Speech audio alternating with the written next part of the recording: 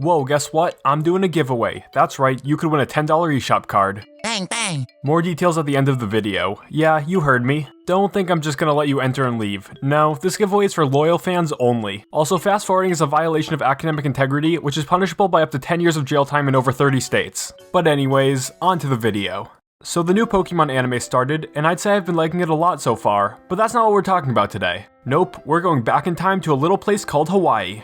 I don't think that's how that works. Anyway, if you've seen my very old terrible video on the subject, you'd know that initially, I wasn't the biggest fan of Sun and Moon. I love the games, except Ultra, those were kinda disappointing, but I just couldn't get into the anime. But I'm happy to say that since that video, my opinions have changed in a lot of ways. So today I want to not only give my final thoughts on Sun and Moon, but also explore where and how my thoughts on the show changed. So stock up on some chocolate cornets and let's get into it. No, I couldn't think of a better transition. So in the beginning, it was immediately clear that this series was going to be much more comedy-based, full of the trademark funny faces. These range from absolutely hilarious to kind of unsettling. And I think this is a good segue into what is possibly the biggest criticism with the series, the art style. It was way simpler looking than XY, and had a much less sharp look than any other series. Just compare Professor Oak from the original series to Sun and Moon, it was a big change. I feel like a lot of my, and other people's initial distaste for the style, was due to it coming directly after XY. XY was the first time they really shook up the art style, adding a lot of details to characters and backgrounds. And to be honest, Sun and Moon felt like a total downgrade, almost like the budget was cut in half. But let's look at this change with a more critical eye. The new art style wasn't the animators cheaping out, rather it was done to allow much more expressive animations. Now I adore the overall look of the XY series, but I do feel the human characters in particular often felt stiff, like they weren't moving as fluidly as they should.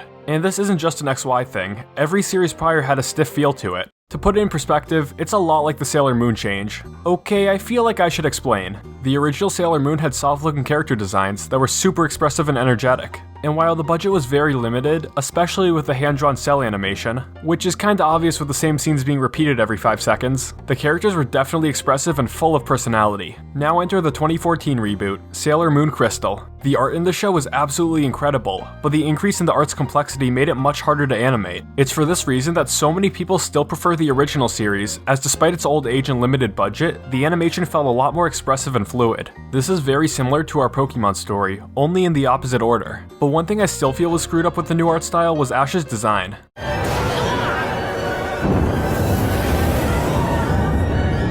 Okay, just hear me out here. Ash's facial features often looked way too small, and the whole proportion of his face seemed kinda off. For some reason, they decided to make his mouth bigger, yet eyes smaller, and they softened his trademark messy hair a bit more than they needed to. This is how to redesign Ash for a softer art style. Meanwhile, this just looks kind of off. So yeah, I don't mind the direction they went with the new art style, as it did give the characters more expression and personality, but I will take my opinion on Ash's design to the grave. But one other gripe I have with the style is that the battles actually feel less exciting than they did in XY. XY used a 3D camera to make the battlefield feel alive and open, whereas Sun and Moon just went back to the old style. Luckily there aren't a lot of those stock anime action backgrounds that Pokemon would use over and over and over again before the XY series. But I was still able to notice quite a bit of reused animation, just with a different background. Luckily the new series fixes this issue, not by going back to the 3D camera, but by creating its own battle style, in which outlines become thicker and more exaggerated in high-speed moments. But I think that's enough on animation. I don't just watch Pokemon for the pure spectacle of it, I've got Lucky Star for that. So here's the big one, how are the characters?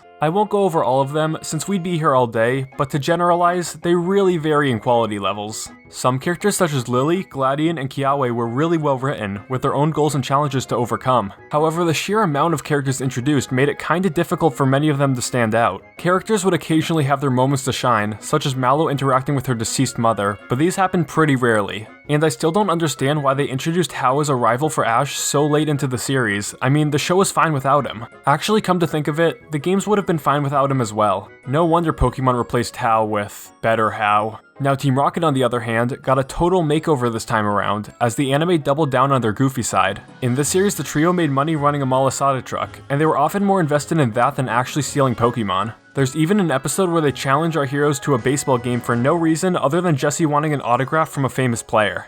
Reminds me a lot of that old Sonic X baseball episode, which is now available for streaming on Netflix. I'm not sponsored. But for real though, go watch the 4Kids dub of Sonic X. I wouldn't necessarily call it good, but it'll definitely make you laugh. Anyway, one thing I definitely liked about Sun and Moon was how it split itself up into larger story arcs. I mean, sure, not much was happening at the beginning, but once Cosmog showed up, well, let's just say that Buffalo Wild Wings was packed that night. These arcs definitely helped spice things up, and I'd love to see more of this style in the new series. And let's not forget the Alola League. I mean, honestly, how could you forget it? It was incredible. There were so many great battles, and unlike the past leagues, we actually got to see them all. And Ash vs Kukui. Good battle, 10 out of 10, very exciting, very fun. So in the end, was Sun and Moon perfect?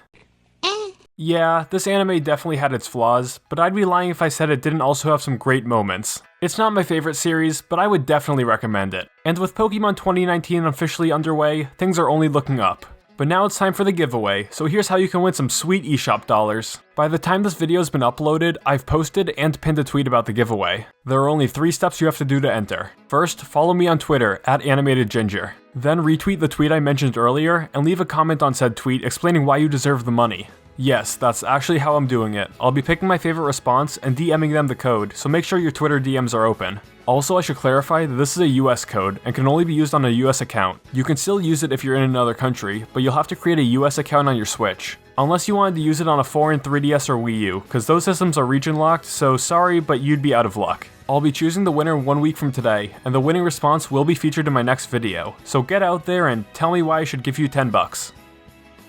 Hey guys, how's it going? I hope you all had a great Thanksgiving. And to all my non-US fans who don't celebrate Thanksgiving, you're not missing much. You get the same experience by going to Subway at 4 PM on a weeknight. Black Friday's where the fun's really at. I bought a Pokeball Plus. God, what's wrong with me?